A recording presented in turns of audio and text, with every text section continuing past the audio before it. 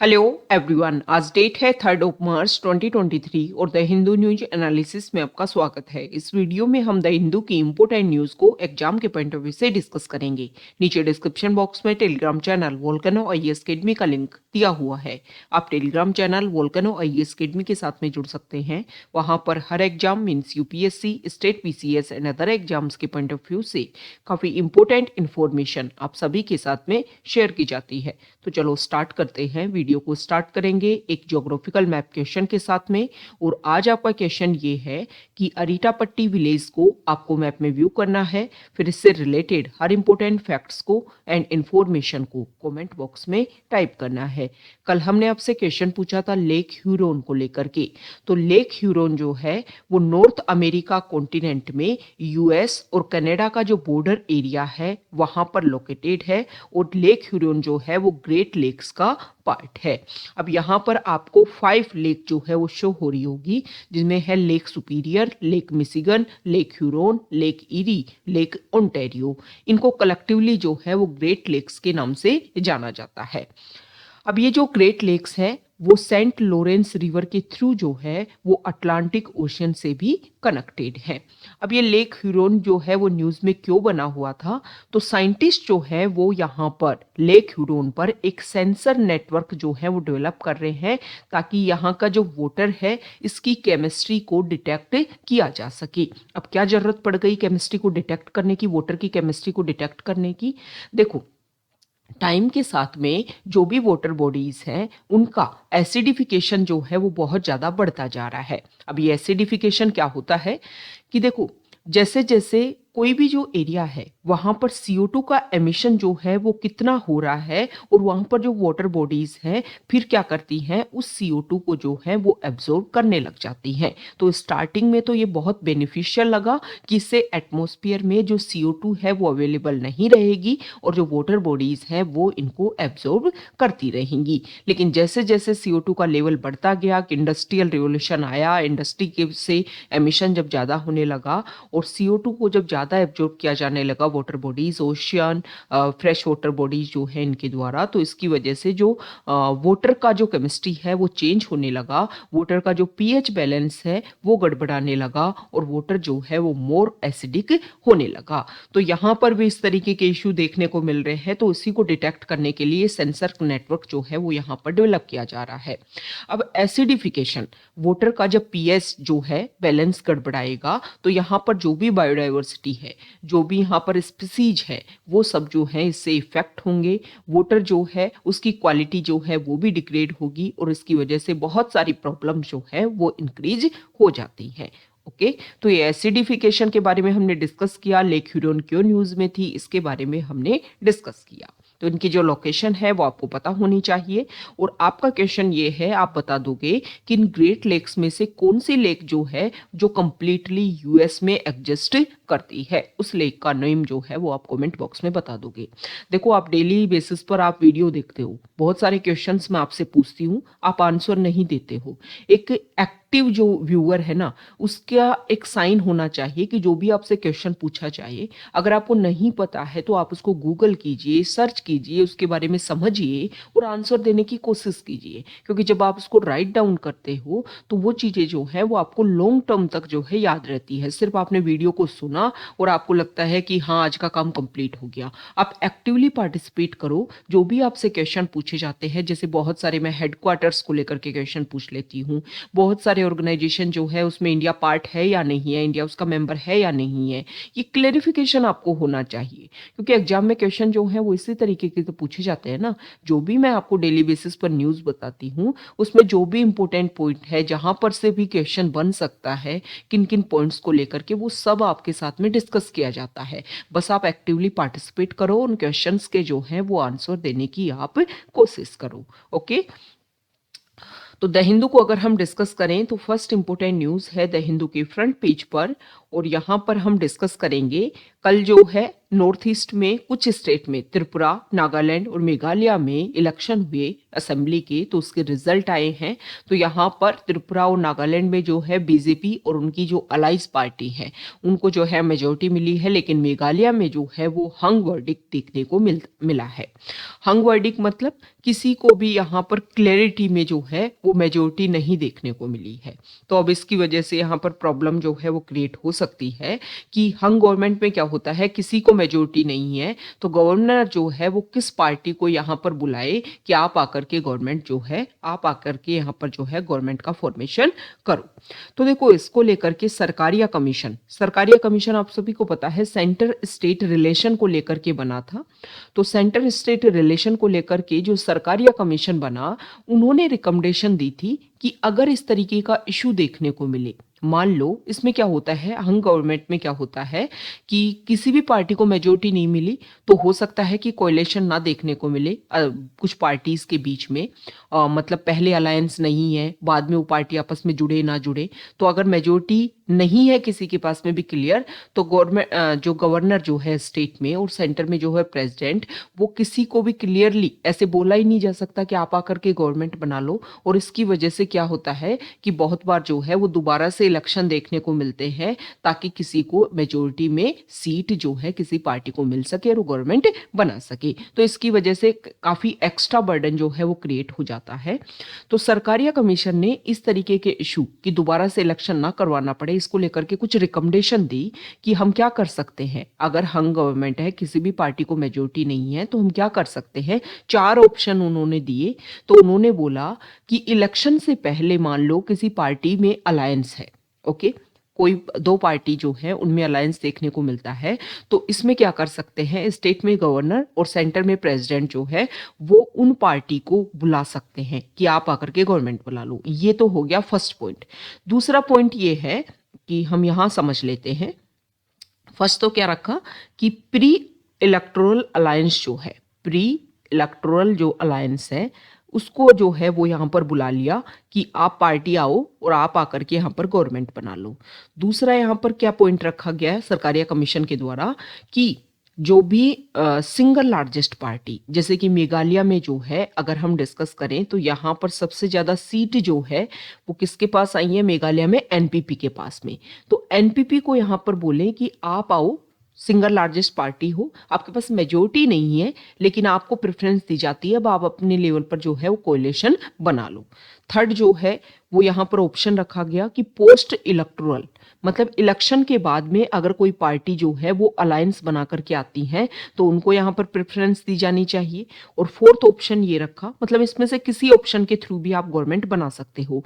और last preference जो है वो दी जानी चाहिए पोस्ट इलेक्टोरल अलायंस, जहां पर जो पार्टी जो है वो आपस में एक दूसरे को मर्ज ना हो, लेकिन वो फोकस करें किस बात के ऊपर कि हम आपको आउटसाइड से सपोर्ट देंगे किसी भी पार्टी को और इस तरीके से हम क्या बना लेंगे, गवर्नमेंट बना लेंगे। देखो आपने दिल्ली में देखा होगा आम आदमी पार्टी और कांग्रेस जो है उन्होंने कुछ टाइम के लिए अपनी कोलिशन किया था, हालांकि वो ज़्यादा समय तक नहीं चल पाया था। स्टार्टिंग में उसमें किसी को भी मेजोरिटी नहीं मिलती थी, फिर दोबारा से इलेक्शन हुए और आम आदमी पार्टी को जो है वो क्लियर मेजोरिटी मिली थी। तो यहाँ पर वो ही इशू देखने को मिला कि पहले अलायंस नहीं था लेकिन फिर गवर्नमेंट बनाने के लिए उन्होंने अलायंस कर लिया। ओके, तो इसमें सबसे बड़ा इशू क्या होता है कि पहले से देखो पार्टीज जो अलग अलग होती है उनमें आइडियोलॉजी मैच होती है किसी पॉइंट के ऊपर, तभी जाकर के वो अलायंस बनाते हैं। तो उसमें क्या होगा कि अचानक से आपने अलायंस कर लिया, तो इसमें क्या है कि मान लो आपकी आइडियोलॉजी फिर मैच नहीं हो रही है तो फिर आप में जो है टाइम टू टाइम जो है कॉन्फ्लिक्ट देखने को मिलता है, मतलब एक स्टेबल गवर्नमेंट जो है फिर उसमें नहीं आ पाती है। ओके, तो इसीलिए फिर फोकस किया जाता है कि दोबारा से इलेक्शन हो और एक क्लियर मेजोरिटी जो है वो देखने को मिले। अब यहाँ पर मेघालय में किस तरीके से यहाँ पर पार्टी जो है वो गवर्नमेंट बनती है ये हम डिस्कस करेंगे। रेगुलरली ये जो है न्यूज में बना रहेगा कि कौन कौन सी पार्टी जो है वो यहाँ पर अलायंस बनाती है और उसके थ्रू जो है रिजल्ट देखने को मिलता है।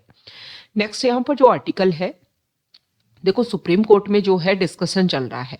लास्ट ईयर अरुण गोयल को इलेक्शन कमिश्नर बनाया गया, तो उसके बाद में क्या हुआ कि एक दिन में उनका प्रोसीजर रहा अपॉइंटमेंट का। इसको लेकर के पिटीशन डाल दी कि ये तो क्लेरिफिकेशन ही नहीं है। इलेक्शन कमीशन एक कॉन्स्टिट्यूशनल बॉडी, एक इंडिपेंडेंट बॉडी है, तो उसकी इंडिपेंडेंस को अगर हमें मेंटेन करना है तो जो भी उसके मेंबर है उनका प्रोसीजर भी एक, उनका अपॉइंटमेंट भी एक प्रोसीजर के तहत होना चाहिए। ओके तो देखो लास्ट कुछ समय से अगर हम डिस्कस करें तो जो चीफ इलेक्शन कमीशन है उनका जो भी टेन्योर पीरियड है वो कंप्लीट नहीं कर पाते हैं। कुछ टाइम पीरियड के लिए ही उनको रखा जा रहा है। उनकी अपॉइंटमेंट ही इस तरीके से होती है कि उनकी जो मैक्सिमम एज है वो या कंप्लीट कर लेते हैं और जिसके बेसिस पर फिर उनका जो टर्म है वो 6 ईयर्स तक कंप्लीट नहीं हो पाता है।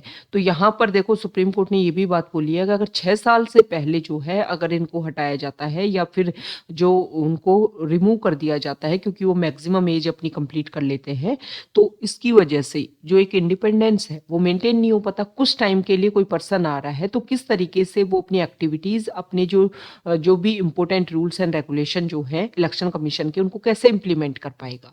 तो इंडिपेंडेंस को अगर हमें मेंटेन करना है तो उनका जो टर्म है वो जितना कॉन्स्टिट्यूशन में बताया हुआ है 6 ईयर, और जो उनकी एज जो है वो आप कमेंट बॉक्स में बताओगे कि 6 ईयर या फिर कितनी एज जो है उनमें से जो भी पहले कंप्लीट हो उसके बेसिस पर उनका टर्म रहता है। तो यहाँ पर 6 ईयर का टर्म जो है वो होना कंप्लीट होना जरूरी है। मतलब इस तरीके से अपॉइंटमेंट किया जाए इलेक्शन कमिश्नर का और चीफ इलेक्शन कमिश्नर का कि उनकी जो मैक्सिमम एज जो है वो उसमें डिफरेंस ज़्यादा देखने को मिले और जो टर्म है वो एक लंबे टाइम तक देखने को, मैक्सिमम जो टर्म है मतलब 6 ईयर जो है उतना जो है उनका टाइम पीरियड देखने को मिले। इस तरीके से अपॉइंटमेंट होना चाहिए। तो यहाँ पर जुडिशरी ने ये बात बोली है कि इनका जो अपॉइंटमेंट है ना वो एक कमेटी के थ्रू हो। प्रेसिडेंट अपॉइंट करे लेकिन कमेटी जो है वो यहाँ पर रिकमेंडेशन करे।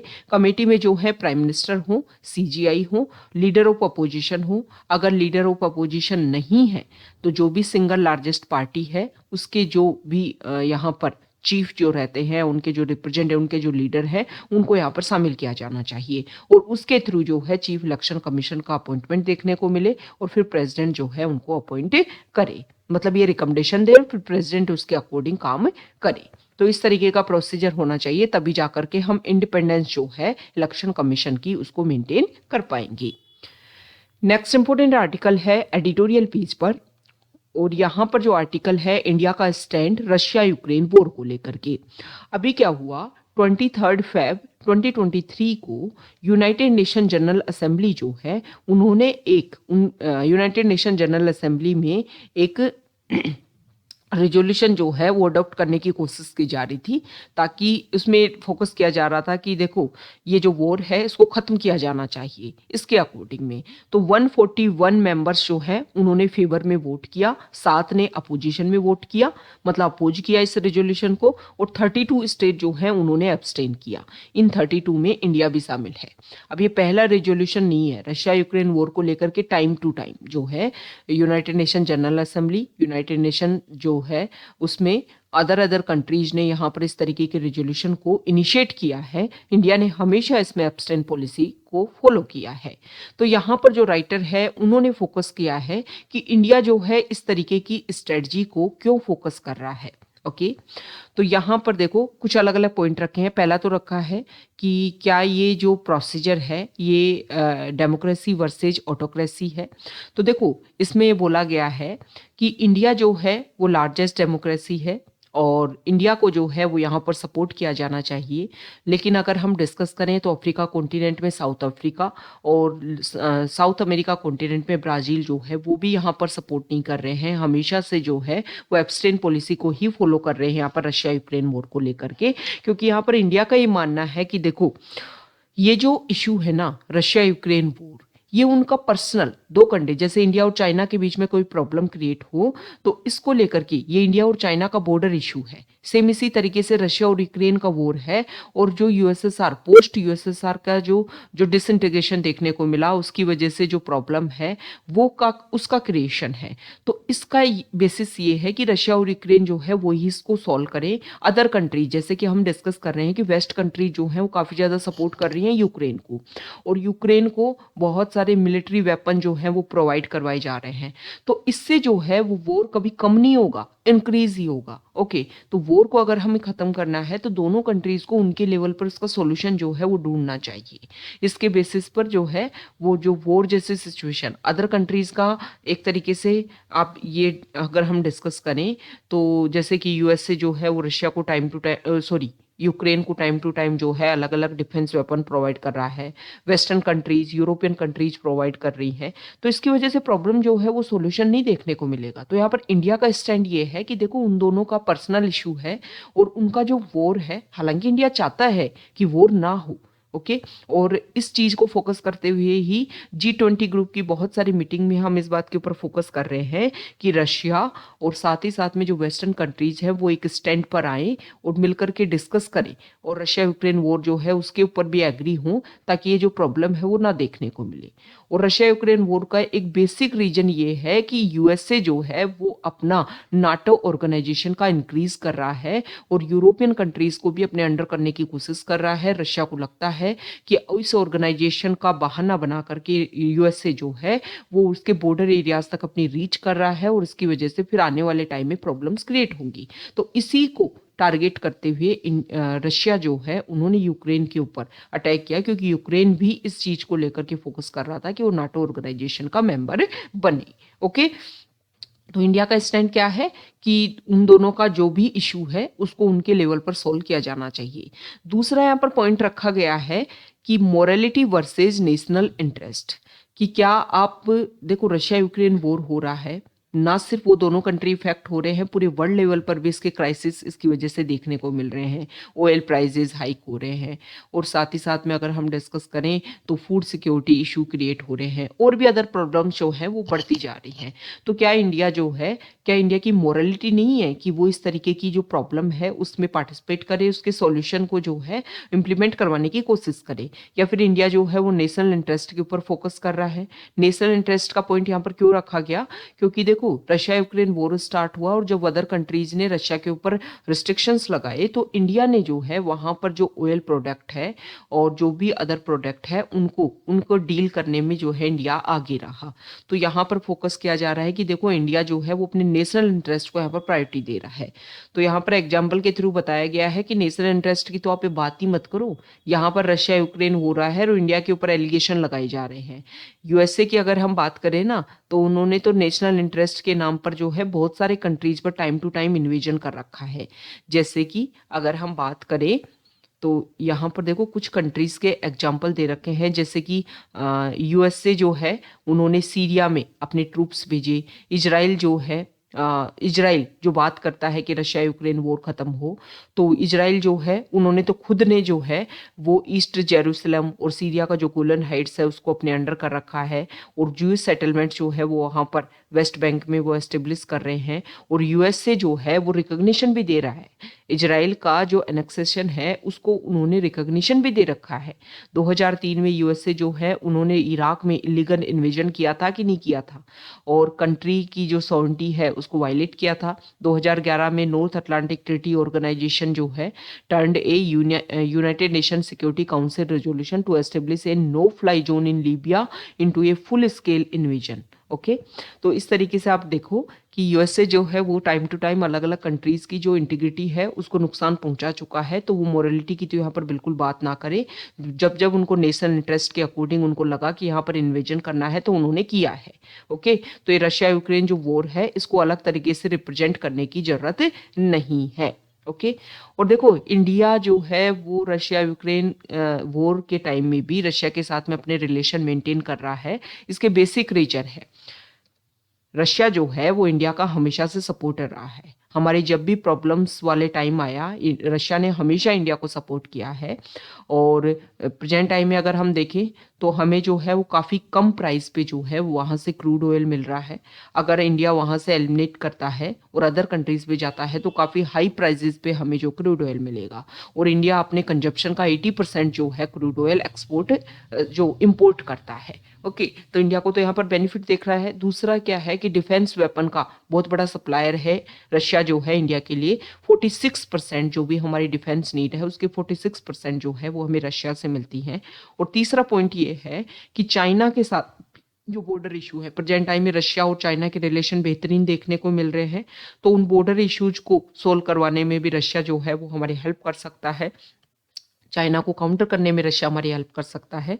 तो ये कुछ बेसिक इंटरेस्ट है दिल्ली हमारी गवर्नमेंट के, हमारे इंडिया के, जिसके बेसिस पर इंडिया जो है वो क्लियरली यहाँ पर अपोज नहीं कर रहा है। हाँ, इंडिया अपने लेवल पर कोशिश कर रहा है कि रशिया यूक्रेन वॉर जो है वो खत्म हो, लेकिन क्लियरली यहाँ पर जब भी कोई रेजोल्यूशन पास होता है तो उसमें एब्सटेन पॉलिसी को ही फॉलो कर रहा है। तो यहाँ पर मोरलिटी की बात की गई है कि इंडिया जो है, क्या उन्होंने मोरलिटी को फिर बिल्कुल साइड में रख दिया है, सिर्फ नेशनल इंटरेस्ट को इंडिया फोकस कर रहा है? तो इन्होंने बोला है कि ऐसा कुछ नहीं है। 2003 के टाइम में जब हमारे यहाँ पर अटल बिहारी वाजपेयी गवर्नमेंट थी तो यूएस ने हमारे ऊपर प्रेशर क्रिएट किया कि आप जो है अपनी पीस कीपिंग ट्रूप्स जो है वो कहाँ भेजो, इराक में भेजो, क्योंकि उस टाइम इराक जो है वो अमेरिका के अंडर था। तो इंडिया ने इस चीज़ को लेकर के मना कर दिया था। तो इंडिया जो है वो हमेशा, ऐसा नहीं है कि सिर्फ नेशनल इंटरेस्ट को ही फोकस करता है, हम फोकस करते हैं मोरलिटी को भी। लेकिन वहाँ पर जो है वो प्रॉब्लम जो है वो इस लेवल पर दिखनी चाहिए कि हाँ, अगर ज़बरदस्ती इन्वेजन किया जा रहा है तो हम वहाँ पर फिर मोरलिटी के नाम पर जो है वो इंटरफेयर नहीं करते हैं। ओके, नेक्स्ट इंपॉर्टेंट आर्टिकल है टेक्स्ट पेज पर, और यहाँ पर देखो श्रीलंका में जो क्राइसिस है उसके बारे में बताया गया है।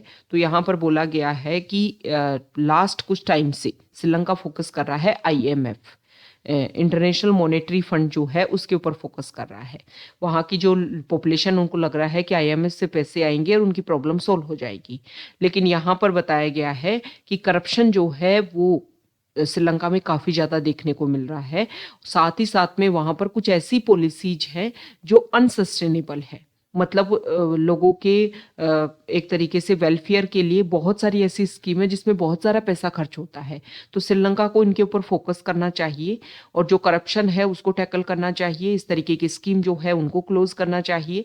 और देखो यहाँ पर जो इकोनॉमिक क्राइसिस हो रहा है ना, इसकी वजह से लोग जो है जो बेसिक फूड होता है उसको भी कंज्यूम नहीं कर पा रहे हैं। अभी बहुत सारे सर्वे कंडक्ट हुए हैं जिसमें देखा जा रहा है कि 33 to 34% जो लोग हैं वो अपने फूड में कटौती कर रहे हैं, जिसकी वजह से क्या होगा आने वाले टाइम में, जब वो फूड में एक तरीके से डिडक्शन कर रहे हैं तो मतलब न्यूट्रिशन जो है वो उसको नहीं ले पाएंगे। न्यूट्रिशन नहीं ले पाएंगे तो जो भी नेक्स्ट जनरेशन है, जो भी यूथ है वो इससे इफेक्ट होगा, चाइल्ड जो है वो इफेक्ट होंगे और उसकी प्रॉब्लम जो है वो श्रीलंका को काफ़ी लंबे टाइम तक फेस करनी पड़ेगी। तो यहाँ पर बताया गया है कि आईएमएफ से पैसे दिलवाने के लिए यहाँ पर जापान, इंडिया और चाइना जो है उनको सपोर्ट करना था। तो इंडिया और जापान ने यहाँ पर क्लियर कर दिया है, आईएमएफ को बोला है कि आपको मनी देना चाहिए। चाइना ने अभी तक क्लियर नहीं किया है। पेरिस क्लब जो है वो भी यहाँ पर फोकस कर रहा है। तो पेरिस क्लब क्या है? पेरिस क्लब के बारे में अगर हम डिस्कस करें तो देखो 1956 से जो स्पेसिफिक अगर हम बात करें वेस्टर्न कंट्रीज का एक फॉर्मल ग्रुप आप इसको मान सकते हो। और वेस्टर्न कंट्रीज इसमें क्या करते हैं, मिलकर के डिस्कस करते हैं। मान लो कोई कंट्री जो है वहाँ पर कोई नेशन जो है वहाँ पर क्या देखने को मिल रहा है कि डेप्थ में वो नेशन चला गया है, तो ये कंट्रीज मिलकर के डिस्कस करते हैं कि हाँ इसके सपोर्ट के लिए हम क्या कर सकते हैं। तो आईएमएफ, वर्ल्ड बैंक इनसे पैसा दिलवाने के लिए जो है वो एक तरीके से सपोर्ट करते हैं इस कंट्री को, या फिर इसका जो डेप्थ है उसको किस तरीके से सोल्व किया जा सकता है, इस प्रॉब्लम को किस तरीके से सॉल्यूशन दिया जा सकता है, इसके ऊपर यहाँ पर डिस्कस किया जाता है। ओके, नेक्स्ट इंपॉर्टेंट आर्टिकल है न्यूज़ पेज पर, और यहाँ पर अगर हम डिस्कस करें तो ये जो अभी प्रेजेंट टाइम में फर्स्ट G20 ग्रुप की जो फर्स्ट एंटी करप्शन मीटिंग चल रही है, वर्किंग मीटिंग चल रही है, उस टाइम में इंडिया जो है अलग अलग कंट्रीज़ के साथ में अपने बायलैटरल रिलेशन बेहतरीन कर रहा है। चाइना के साथ में भी उन्होंने डिस्कस किया, जो बॉर्डर इश्यूज है उनको लेकर के डिस्कस किया। और साथ ही साथ में अगर हम देखें तो यहाँ पर यूएस, रशिया इनको भी आमने सामने लाने की कोशिश की जा रही है, ताकि जो भी इशू है वेस्टर्न कंट्रीज के साथ में रशिया के, उनको भी सॉल्व किया जा सके। नेक्स्ट इम्पोर्टेंट आर्टिकल है, तो देखो अभी एक दो दिन पहले हमने डिस्कस किया था कि नागालैंड जो है, अगर हम डिस्कस करें तो वहाँ के वीमेन जो है काफ़ी ज़्यादा एम्पावर्ड है। वहाँ पर अगर हम हेल्थ के सेक्टर में डिस्कस करें, एजुकेशन के सेक्टर में डिस्कस करें, वीमेन का फैमिली में पार्टिसिपेशन अगर हम डिस्कस करें तो वीमेन का काफ़ी अच्छा रोल है। लेकिन वहाँ पर एज ए लेजिस्लेटर जो है वो वहाँ पर वीमेन नहीं थी अभी तक। हालांकि इस बार का जो इलेक्शन है इसमें 4 कैंडिडेट वहाँ पर वीमेन खड़ी हुई, जिसमें बीजेपी और कांग्रेस की जो कैंडिडेट है वो तो जीत नहीं पाई, लेकिन एनपीपी, यहाँ पर अगर हम देखें एनडीपीपी जो पार्टी है, नेशनलिस्ट डेमोक्रेटिक प्रोग्रेसिव पार्टी, इसकी 2 कैंडिडेट जो है हेकानी झाकालू और यहाँ पर साल होतुनु क्रूज जो है वो यहाँ पर जीत करके आई हैं। तो नागालैंड जो है वहाँ पर फर्स्ट विमेन एमएलए जो है वो देखने को मिली है। इनका नेम जो है वो आपको ध्यान में रखना है, बहुत सारे एग्जाम में पूछ लेते हैं कि हेकानी जाकालू, ये नेम जो है काफ़ी ज़्यादा न्यूज़ में रहा, और ऑप्शन दे देंगे आपको कि पाकिस्तान में कोई चीफ जस्टिस बनी है, और या फिर किसी की यूएन की चीफ बनी है, वर्ल्ड बैंक की चीफ बनी है, और या फिर नागालैंड की फर्स्ट लेजिस्लेटर जो है वो बनी है। तो आपको क्लियर इनके जो नेम है वो आप थोड़ा सा आप ध्यान में रख सकते हो। ओके, नेक्स्ट इंपॉर्टेंट आर्टिकल है, हाँ, तो देखो अभी हिंडनबर्ग रिपोर्ट आई लास्ट मंथ, और लास्ट टू लास्ट मंथ जो है, और उसमें क्या देखने को मिला, उसकी वजह से अडानी ग्रुप के जो शेयर जो है वो काफ़ी अप डाउन हुए, जिसमें लोगों ने इन्वेस्ट कर रखा था वो उसको काफ़ी ज़्यादा नुकसान देखने को मिला। तो यहाँ पर अब सुप्रीम कोर्ट ने एक कमेटी बनाई है, और कमेटी के हेड जो हैं वो यहाँ पर है अभय मनोहर सापरे, जो एक फॉर्मर जज ऑफ द कोर्ट है, उनको यहाँ पर इन्वेस्टिगेशन दिया है। इसके अलावा और भी अदर अदर जो ग्रुप के मेंबर जो हैं, इम्पोर्टेंट जो मेंबर्स हैं, उनको यहाँ पर इस ग्रुप में शामिल किया गया है। 2 मंथ में अपनी रिपोर्ट देगा कि अडानी इशू जो है वो जो देखने को मिला, तो यहाँ पर कोई रेगुलेटरी फेलियर जो है वो तो नहीं देखने को मिला था। इन सब को लेकर के ये जो है ये कमेटी जो है वो अपनी बात रखेगी। यहाँ पर जो आर्टिकल है, तो देखो एफसीआरए एक्ट जो है उसके बेसिस पर एक सेंटर फॉर पॉलिसी रिसर्च है, एक थिंक टैंक है, उसको यहाँ पर सस्पेंड कर दिया गया है। देखो ये एफसीआरए एक्ट क्या होता है, कोई भी हमारे इंडिया में ऑर्गेनाइजेशन एनजीओ जो है उसको अगर फॉरेन से कोई पैसा चाहिए तो उस एनजीओ या फिर ऑर्गेनाइजेशन के पास में एफसीआरए जो है वो एक कार्ड होना चाहिए। एफसीआरए का एक तरीके से अलाउंस जो है, मतलब आप ये मान सकते हो एडमिट होना चाहिए, एफसीआरए जो है अलाउ करे कि हाँ इसको मनी दिया जा सकता है। ओके, तो यहाँ पर क्या किया गया है कि देखो ये क्या हुआ कि आफ्टर इंडिपेंडेंस इंडिया में बहुत सारे ऑर्गेनाइजेशन एनजीओ बने, और उनको एक तरीके से बाहर से सपोर्ट किया जाता किसी भी इशू को टारगेट करते हुए। तो इसको लेकर के 1976 में एफसीआरए एक्ट लाया गया कि फॉरेन से पैसा जो आ रहा है उसको लेकर के हमें क्लैरिफिकेशन होना चाहिए कि किस किस को पैसा आ रहा है और कहाँ कहाँ पर वो पैसा लग रहा है, और जिस टारगेट के लिए पैसा आ रहा है उसी चीज़ में वो पैसा इन्वेस्ट हो। ऐसे नहीं है कि यहाँ पर एजुकेशन के लिए आ रहा है और फिर यहाँ पर बहुत सारे प्रोटेस्ट को सपोर्ट किया जा रहा है उस पैसे से। तो इसलिए एफसीआरए एक्ट लाया गया, और एफसीआरए एक्ट को टाइम टू टाइम अमेंड भी किया गया है ताकि इन एनजीओ ऑर्गेनाइजेशन जो है इनको लेकर के रूल्स जो हैं वो काफ़ी ज़्यादा स्ट्रिक्ट हम रख सकें। तो यहाँ पर एफसीआरए रूल जो हैं वो न्यूज़ में बने हुए हैं, क्योंकि इस थिंक टैंक का जो प्रोसीजर जो है मतलब उसको सस्पेंड किया गया है एक तरीके से, और जो भी इसके ऊपर ये एलिगेशन लगाए गए हैं कि बाहर से कुछ ऐसे ऑर्गेनाइजेशन आपको पैसे दे रहे थे जो एक तरीके से हमारे इंडिया में बहुत सारे प्रोटेस्ट को सपोर्ट करने की कोशिश करते हैं, तो वहाँ से पैसा जो है वो आपको दिया जा रहा था। तो इसका जो एफसीआरए रजिस्ट्रेशन जो है उसको सस्पेंड कर दिया गया है। ओके, तो ये बेसिक फैक्ट हमने डिस्कस करे एफसीआरए एक्ट को लेकर के, और जो भी द हिंदू में जो भी इंपॉर्टेंट पॉइंट्स हैं उनको लेकर के। तो ये आज का हमारा द हिंदू न्यूज़पेपर का डिस्कशन था। अगर आप यहाँ तक आए हैं, वीडियो आपको अच्छा लगा है तो प्लीज़ वीडियो को लाइक कीजिए, शेयर कीजिए और चैनल को सब्सक्राइब कीजिए। Okay, thank you.